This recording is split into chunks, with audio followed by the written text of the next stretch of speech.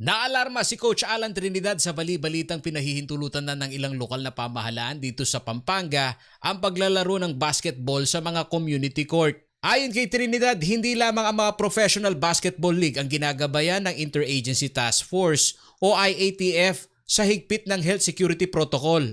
Maging sila na obligadong hindi maputol ang pag-scout ng mga Kapampangan players, hindi umano basta-basta ikinokompromiso ang guidelines ng Department of Health. Unang mahilig dyan sa sports, gobernador natin. Eh di sana siya nag-initiate na. Pero alam ni Gob, maingat din si Gob. Iniingatan niya yung probinsya, lalo sa COVID. Pag siya tinanong mo, hindi pa. Sigurado siya sasagot niya, hindi pa.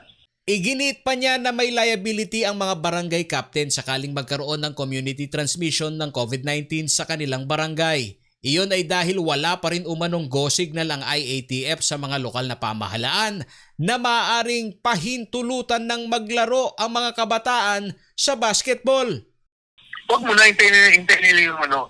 Kasi sila, lalo yung mga nanunungkulan, mga barangay captain, mga lahat, magdadawit sila dyan. Kasi responsibilidad nila yan. Pagka naglaro dyan sa court nila, kahit na hindi nila alam, hindi na masasabi sa gobyerno hindi nila alam.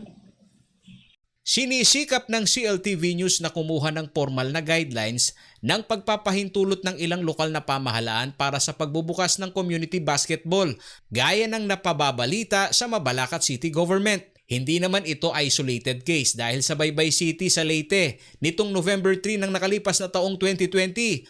Kabilang sa guidelines ng executive order na ibinaba ng syudad, tanging ang magkakabarangay lamang umano ang maaaring sumali sa laro at ito umano ay dapat na maisagawa na may representante ng barangay para bantayan ang laro.